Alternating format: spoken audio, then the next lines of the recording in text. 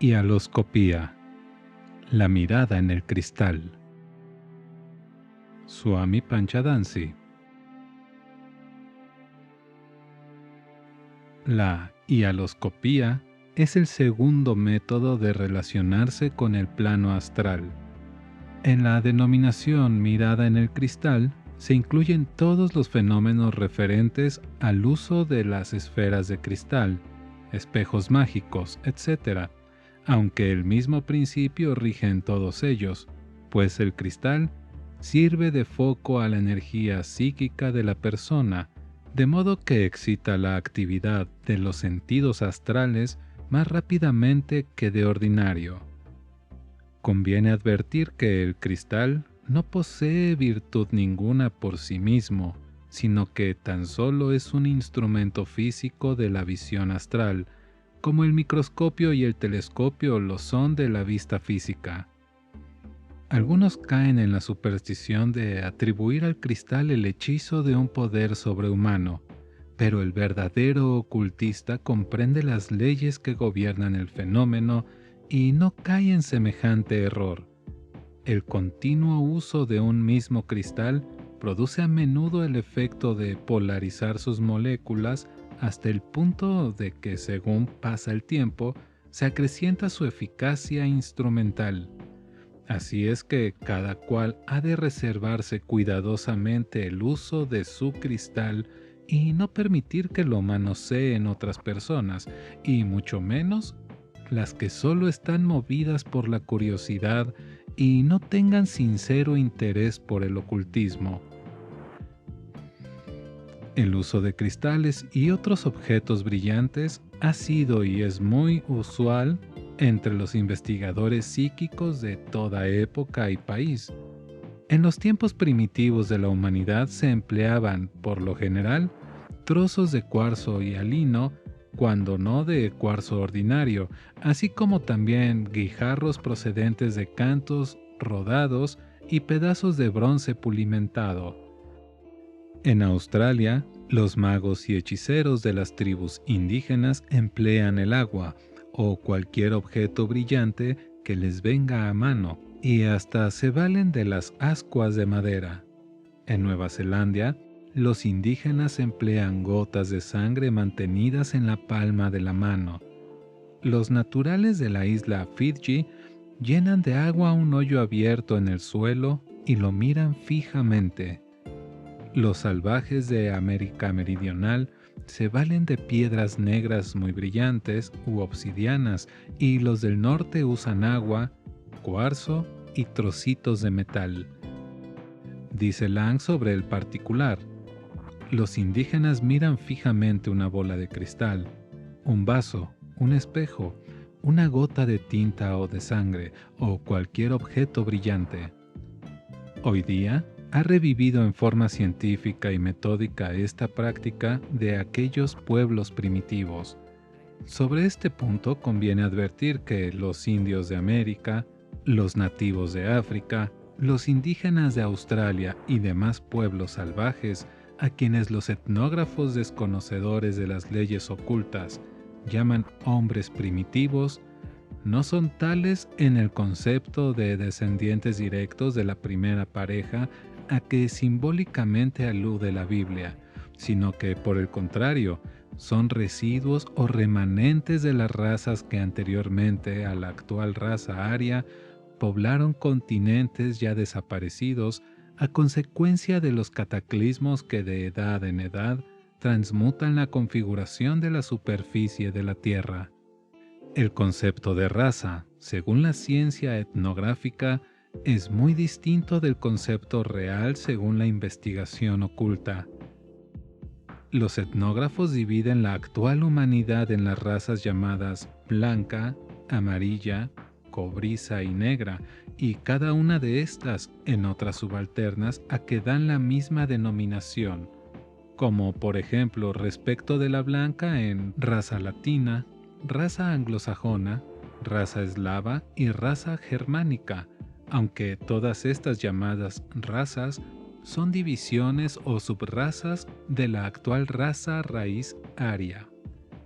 prescindiendo de las dos primeras razas raíces que poblaron la Tierra, cuando el hombre estaba en los albores de su evolución, tenemos que la geología oculta descubre vestigios de la tercera raíz llamada lemuriana, que ocupó el continente Lemur, cuya pretérita existencia confirman las exploraciones científicas de los modernos geólogos. Así, los indígenas de Australia y Tasmania, los Hotentotes y todos los pueblos de pigmentación negra son residuos de la raza lemuriana, y los malayos y papúes descienden del cruce de la raza lemuriana con su sucesora la Atlante, que vivió en el vasto continente Atlante y se subdividió sucesivamente en las razas Ramoal, Tibatil, Tolteca, Turania, Semítica, Acadiana y Mogólica, de cuya existencia da fe la moderna arqueología. De la subraza semítica procedió nuestra actual raza aria, cuyas subdivisiones constituyen la llamada raza blanca por los etnógrafos. Así pues, los hombres primitivos no son de nuestra raza, sino de los remanentes de los anteriores a la actual raza aria. Los más prestigiosos ocultistas aconsejan a sus discípulos que se valgan de determinados globos de cristal construidos al efecto, pues sólo por su medio es posible lograr plenos resultados. Sin embargo, como tales esferas de cristal son muy costosas, el Consejo ha retraído a muchos investigadores que en él creyeron, por desconocer que no hay necesidad de emplear precisamente tales esferas, sino que basta cualquier objeto de fino y claro cristal, o de cuarzo en forma esférica o circular. Así, por ejemplo, se pueden obtener muy buenos resultados por medio de un cristal de reloj colocado sobre un trozo de terciopelo negro, y hay quienes se valen de superficies de plata pulimentada, de alpaca, latón u otro metal muy brillante. Otros emplean el primitivo método de una gruesa gota de tinta colocada en una salvilla, o bien usan una copa pintada interiormente de negro y llena de agua. Sobre todo se han de evitar escrupulosamente toda clase de hechizos, encantamientos, fórmulas, oraciones y demás ritos lindantes con la magia negra que perjudican en vez de favorecer el buen éxito de la operación. Es necesario comprender que quien ha hecho aflorar y actualizado sus potencias psíquicas puede emplearlas en el bien o en el mal, y así vemos hombres de mucho talento que lo empeñan en siniestros propósitos por el mal deseo de obtener personales beneficios, pero el hombre espiritual jamás empleará su energía en beneficio propio. De la propia suerte, la clarividencia es una facultad que, según la etapa de evolución de quien la haya actualizado, puede servir para lograr fines egoístas o de instrumento para el bien del mundo. Cuando la voluntad es débil y la imaginación pasiva, la gente refleja sin discernimiento las imágenes del mundo astral y suscitan la ilusión. Las antiguas pitonisas aspiraban vapores nocivos, cuyos efectos eran análogos a los de los actuales estupefacientes que excitan el sistema nervioso y forjan ilusiones morbosas. Por lo tanto, al tratar de la hialoscopía o mirada en el cristal, consideramos este fenómeno desde el punto de vista científico e histórico, con objeto de exponer su causa racional. Pero de paso advertimos que es un método artificioso de fijar la atención y hacer la mente pasiva para que se convierta, por decirlo así, en una placa sensitiva donde se contrarreflejen las imágenes de la luz astral. Estas imágenes se contrarreflejan en la mente del que fija su atención en el cristal, en un espejo mágico, en una superficie de agua, de tinta o de cualquier otro objeto muy liso y brillante, porque ya están reflejados en la luz astral o akasha, los sucesos, escenas, personas y cosas que son objeto de la visión clarividente. Cuando, por ejemplo, los niños se divierten haciendo mover un espejo puesto a la luz del sol, de modo que refleje los rayos lumínicos en una superficie lejana, tenemos un símil de lo que sucede en la hialoscopía o mirada en el cristal. Todo cuanto existe y sucede en el mundo físico, nuestras acciones y movimientos, aun los efectuados en la reclusión de apartados aposentos, queda retratado, fotografiado, impreso indeleblemente en el akasha o luz astral, de modo que, en vez de quedar olvidada o desconocida una acción nuestra, por leve que sea, creyendo que nadie la sabrá por no haberla visto nadie, está perpetuamente fotografiada en la inmensa placa de la luz astral. Y así dijo Cristo con su admirable y profunda sencillez, que todo se sabrá, hasta lo de la callejuela, es decir, hasta lo que pareció hecho a espaldas y escondidas de todo el mundo. Por lo tanto, lo que ve el clarividente y aloscópico no es la escena, cosa o persona en el mundo físico, sino sus imágenes en la luz astral. El efecto es exactamente el mismo que si viera de una manera directa la visión en el mundo físico, como vemos las escenas, actitudes, gestos y movimientos de las personas en las proyecciones cinematográficas. El personaje que se mueve en la pantalla puede estar en aquel momento real y físicamente a millares de kilómetros de distancia, y lo que en la pantalla vemos es su sombra, pero para el caso es lo mismo que si realmente le viéramos en cuerpo físico. Así, el clarividente ve la imagen, la sombra proyectada en la inmensa película de la akasha, porque al fijar la atención en el espejo, queda su mente libre de toda otra impresión y se contrarrefleja en ella la imagen mental. Sin embargo, el que alcanza la iluminación, el que actualiza sus facultades espirituales, no necesita espejos ni cristales ni artificio alguno, sino que al abstraerse por completo del mundo exterior, fija la atención en sí mismo y su mente se mantiene perfectamente limpia y capaz de reflejar la luz del Divino Espíritu.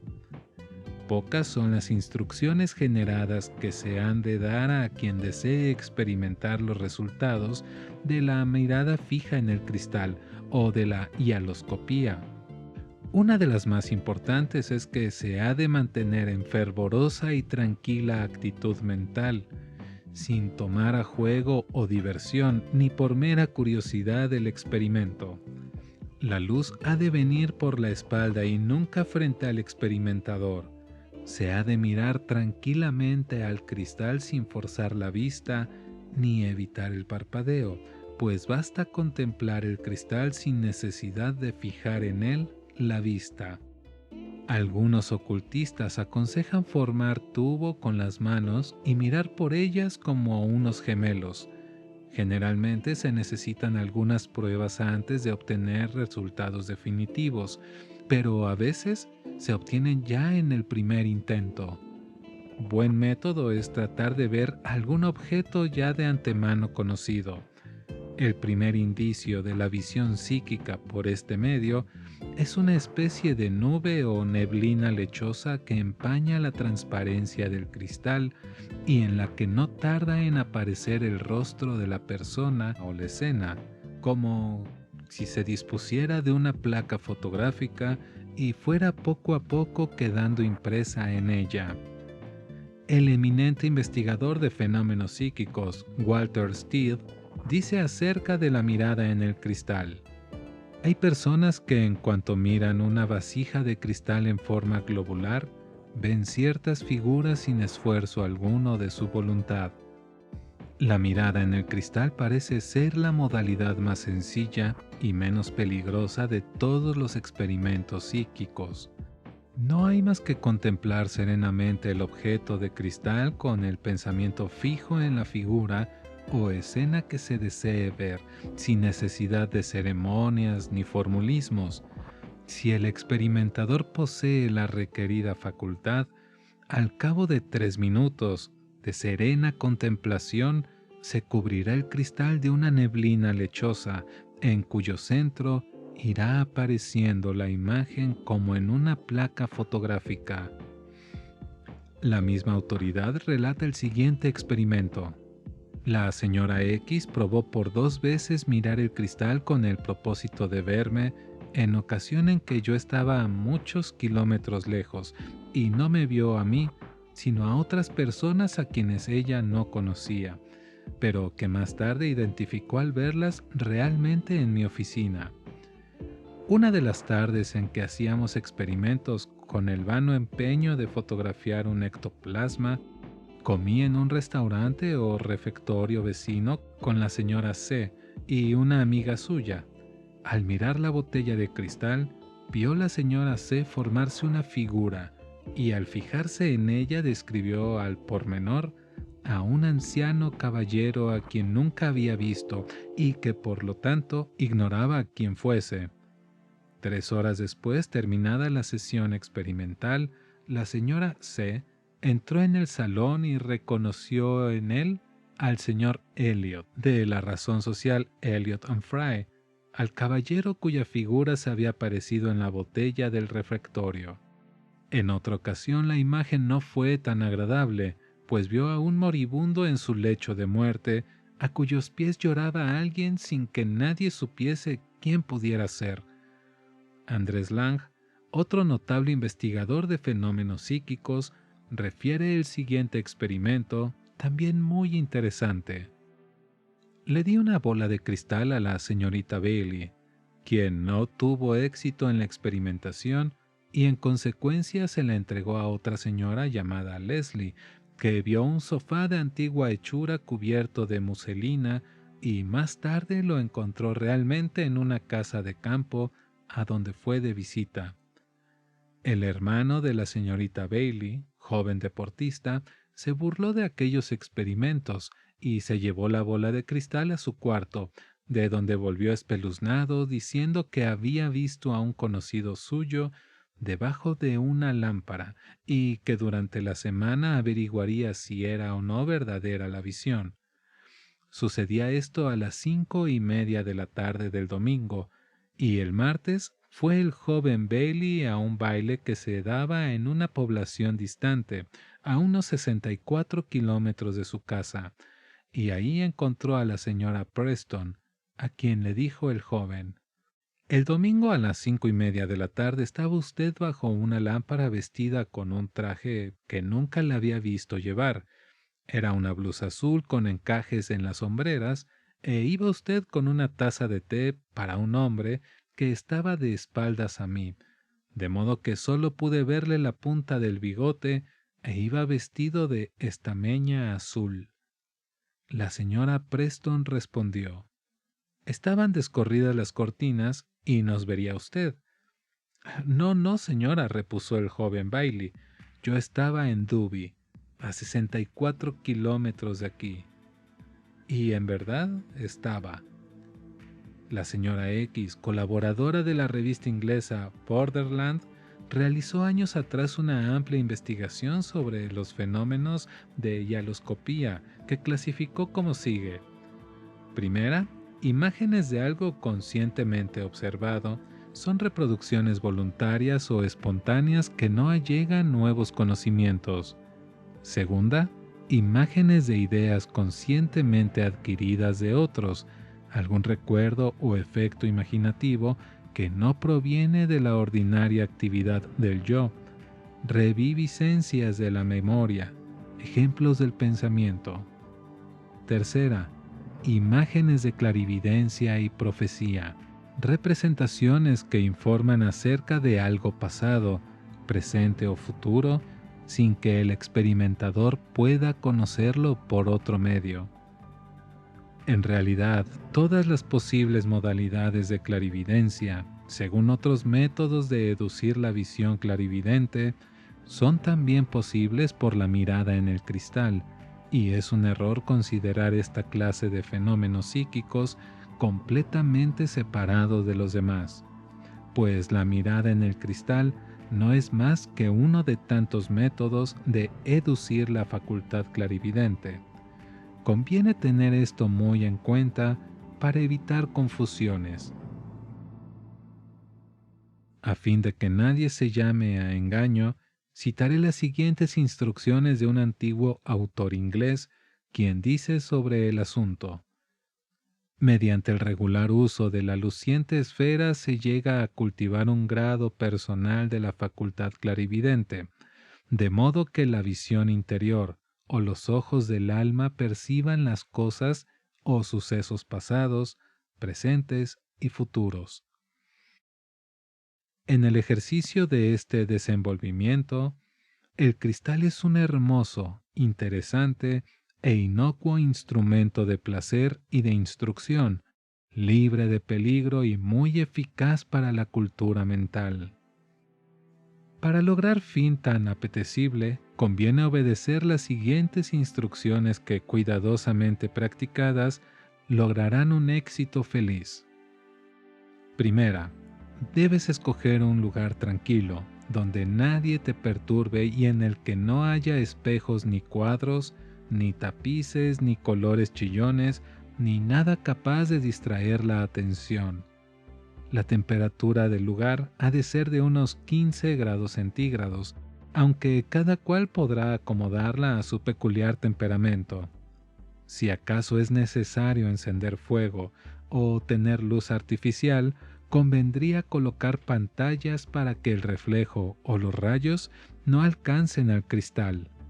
La iluminación, ni intensa ni mortecina, será semejante a la de un día nublado en los países de mucho sol. Segunda recomendación: se colocará el cristal sobre una mesa o un estante o sobre un cojín de terciopelo negro y, en todo caso, ha de estar rodeado de una pantallita de seda negra, de modo que impida todo molesto reflejo. Antes de comenzar el experimento, se ha de tener en cuenta que es muy posible que el experimentador nada vea la primera vez y acaso tampoco la segunda ni la tercera, aunque según su estado de facultades psíquicas podrá inconscientemente y a veces en cierto grado de conciencia obtener satisfactorios resultados en la primera prueba. Por lo tanto, si en los primeros experimentos no ve nada, no por ello se ha de desanimar ni impacientarse, ni creer que nunca será capaz de ver nada. Hay un regio sendero para llegar a la visión por medio del cristal, pero las palabras de paso son calma, paciencia y perseverancia. Cuando por primera vez se monta en bicicleta es seguro el fracaso, y la única manera de aprender es prestar atención a las reglas de esta montura y perseverar día tras día hasta que naturalmente se adquiera la habilidad de montarla. Lo mismo sucede a quien aspira a ser vidente. Si persevera de conformidad con estas sencillas instrucciones, pronto o tarde recompensará el éxito sus esfuerzos. Tercera, sentado cómodamente el experimentador, con los ojos fijos en el cristal, sin esforzarse la vista, sino con tranquila y serena mirada, debe mantenerse en esta actitud durante tan solo 10 minutos la primera vez. Para medir el tiempo conviene colocar un reloj de bolsillo a distancia en que se vea fácilmente la hora y no se escuche el tic-tac. Pasados los 10 minutos, se coloca cuidadosamente el cristal en su estuche y se guarda en lugar oscuro, bajo llave, a fin de que manos ajenas no lo toquen. El segundo experimento se efectuará en la misma habitación, en las mismas condiciones y a la misma hora, pero prolongándolo hasta 15 minutos, que también será el rato que duren las siguientes sesiones experimentales hasta la quinta o sexta ocasión, cuando podrá irse prolongando proporcionalmente, sin que en ningún caso exceda de 1 hora. Se ha de repetir el experimento hasta obtener favorable resultado. Cuarta recomendación: las personas a quienes se permita presenciar el experimento guardarán absoluto silencio y permanecerán sentadas a regular distancia del experimentador. Si cuando éste haya aducido la facultad clarividente quieren preguntarle algo los circunstantes, se lo preguntarán en tono suave y nunca bruscamente. Quinta, será indicio de que empieza a despertar la facultad clarividente la aparición de una neblina lechosa con puntitos centelleantes a manera de estrellas. Entonces se ha de perseverar con mayor confianza, porque puede suceder que la neblina se desvanezca en una sesión para reaparecer en la siguiente y después quedará a la vista del experimentador ciega para todo objeto menos para una especie de velo azulado en cuyo fondo se destacará claramente la visión. Sexta recomendación: nunca se hará el experimento durante el proceso de la digestión, cuidando de seguir un régimen dietético de manjares puros y sencillos, con total abstención de vinos, licores, café, té, tabaco, estupefacientes o excitantes. La ansiedad del ánimo, las cavilaciones mentales y la salud quebrantada son de todo punto contrarios al buen éxito del experimento y en general para todas las artes del ocultismo. También es necesaria la respiración higiénica. Séptima recomendación: en cuanto a la época correspondiente a la visión, el experimentador recibirá la impresión del tiempo, aunque por regla general, si la escena aparece en el fondo o último término del velo azulado, indicará tiempo remoto, ya sea pasado o futuro. Si aparece en el término medio, indicará que no es tan lejana, y si aparece en primer término, será indicio de presente o muy próximo futuro. Octava recomendación: las principales clases de visión son las simbólicas, en que el suceso está representado por objetos o figuras materiales, como banderas, buques, espadas, cuchillos, metales, etc., y las representaciones afectivas, de escenas y personajes. Las personas de temperamento positivo, activas, excitables y decididas son más susceptibles de percibir visiones alegóricas o simbólicas, mientras que las de temperamento pasivo perciben visiones laterales. Ambas clases de visiones son necesarias para fomentar la sinceridad, el altruismo y la gratitud por la revelación obtenida, con absoluta confianza en el amor, sabiduría y bondad de Dios. Ejemplo de visión simbólica es la que tuvo Daniel estando en Susa, capital de la provincia de Elam, en el imperio de Babilonia, cuando vio un carnero junto al río Ulai, que tenía 2 cuernos al poniente, uno más alto que otro, y embestía con los cuernos al poniente, al norte y al mediodía, y ninguna bestia podía parar delante de él, ni había quien escapase de su poder. Vio además, mientras contemplaba esta visión, un macho cabrío que venía de la parte del poniente sobre el haz de toda la tierra, con un gran cuerno entre sus ojos. Y el macho cabrío embistió al carnero y lo derribó por tierra y lo aplastó sin que nadie pudiera librarlo, por lo cual se engrandeció en gran manera el macho cabrío, y estando en su mayor fuerza, se le quebró el cuerno y en su lugar crecieron otros 4 cuernos maravillosos. La explicación histórica de la visión y su cumplimiento como suceso futuro previsto por Daniel en clarividencia es que los dos cuernos del carnero simbolizan los reyes de Media y de Persia, y uno era más alto que el otro, porque Persia llegó a tener la hegemonía sobre Media. La embestida del carnero hacia poniente al norte y al mediodía denotaba la dirección en que los medos y persas habían de emprender sus conquistas sin que ningún pueblo de la tierra se opusiera a su avance, hasta arruinar el imperio de Babilonia. Tan extensas fueron sus conquistas que en tiempo del rey Asuero, el reino de Medio Persia se dilataba por todo el oriente antes conocido, desde la India a Etiopía.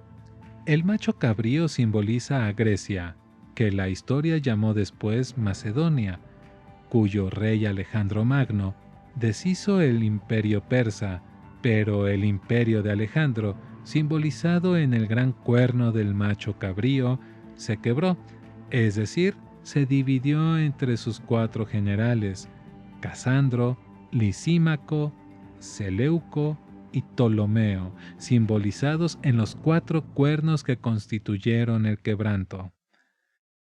También el Apocalipsis o revelación del apóstol San Juan nos ofrece numerosos ejemplos de visiones simbólicas, entre ellos el de cuando vio un trono en el cielo y alrededor del trono 4 animales llenos de ojos delante y detrás.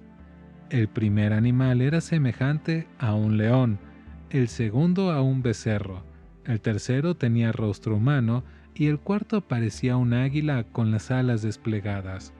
Si se toma esta visión en sentido literal, resulta absurda, pero interpretada como se han de interpretar todas las visiones clarividentes, relacionándolas con sucesos históricos y analizando el texto del Apocalipsis, tenemos en primer lugar que la palabra animales está mal traducida, pues en el original griego dice seres vivientes y no bestias o animales, por lo que bien pudieran ser emblemas de fortaleza del león, de perseverancia del becerro, de razón del hombre y de rapidez del águila, o sea, fortaleza en el amor, perseverancia en el cumplimiento del deber, razón para comprender la divina voluntad y rapidez en la obediencia, y la multitud de ojos no puede ser otra cosa que el símbolo de la clarividencia. Se ha de tener en cuenta que el método del cristal es uno de tantos de los que iremos exponiendo y en consecuencia podría combinarse con cualquiera de ellos. Cuando está muy desarrollada la facultad clarividente, es posible percibir visiones correspondientes al pasado, al presente y al futuro. Íntimamente relacionado con los fenómenos de la mirada en el cristal y demás modalidades psicométricas está el llamado tubo astral por los ocultistas, o sea, un conducto psíquico que también puede establecerse por medio de la concentración. Cuando la atención se concentra deliberadamente sin propósito egoísta o cuando se contempla el cristal, se establece la línea de energía astral, o mejor dicho, se forma un conducto de materia astral por el que fluye la energía de este plano. Dicho conducto es análogo a la estela que deja en el agua el paso de un buque o como una línea de fuerza magnética o también como el rayo procedente de un foco luminoso. Resulta este conducto de la polarización de las partículas de materia astral que sirven de vehículo a una corriente de intensa vibración, de energía psíquica que afecta a los sentidos astrales de la persona que entonces percibe escenas y objetos lejanos en el espacio y en el tiempo. Dice un autor sobre este asunto: por medio del tubo astral, pueden los sentidos astrales ver cosas distantes y oír sonidos lejanos, como percibe la vista física objetos muy lejanos por medio del telescopio y sonidos muy distantes por medio del teléfono. El tubo astral se emplea en varias modalidades de fenómenos psíquicos. A veces se forma espontáneamente por influjo de una viva emoción o de un vehementísimo deseo. El psicómetra experto lo usa sin necesidad de concentrar la atención en determinado punto por la acción de su deliberada y firme voluntad, pero generalmente se emplea relacionando con un objeto que sirve de foco, como el globo de cristal. Otro autor dice por su parte: cuando la vista astral se contrae a la estrechez de un tubo, queda limitada, como en similares circunstancias lo estaría la vista física, pero en toda su amplitud sería capaz de percibir a lejana distancia las emociones y pensamientos de las personas observadas. El ocultista que posee completa visión astral es capaz de ver cosas y escenas en varios puntos simultáneamente en caso de estar cercana a la visión, pero muy diferente es cuando la escena dista millares de kilómetros. La visión astral nos ofrece la ventaja de una cuarta dimensión, aunque también las 4 dimensiones limitan la vista astral como las 3 dimensiones limitan la vista física a determinado campo visual, como cuando se usa el telescopio. De igual manera, el tubo astral limita el campo de visión del experimentador, quien solo ve la escena en una sola dirección y no puede mudarla ni alterarla de pronto para ver lo que ocurre en otro lado. Si el experimentador posee mucha energía psíquica, puede construirse un tubo astral de mayor alcance.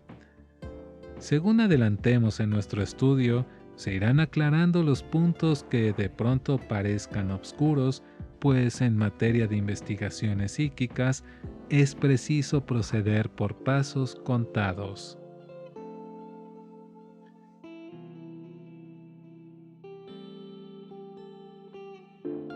En un siguiente capítulo observaremos la clarividencia extática.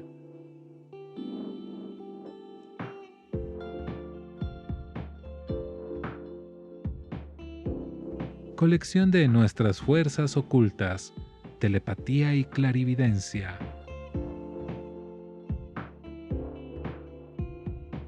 Un texto de Swami Panchadasi.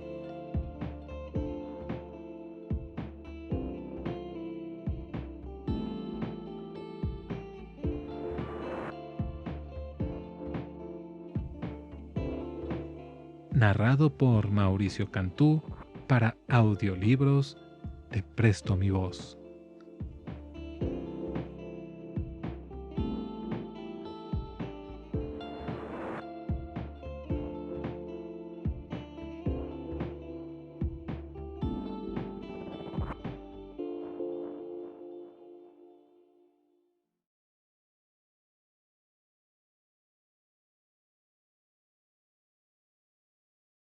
Gracias por escuchar hasta el final. Si te gustó la narración, ponle el pulgar para arriba. Con eso nos ayudas a crecer. Y si quieres apoyar más, date una vuelta por la página web. Te dejo el link en la descripción. Podrás descargar audios, comprar algún souvenir o audiolibros completos que no están en YouTube. Y cuando saquemos alguna promoción, podrás adquirirla antes que nadie. Recuerda que tenemos una cita la próxima semana. Hasta luego.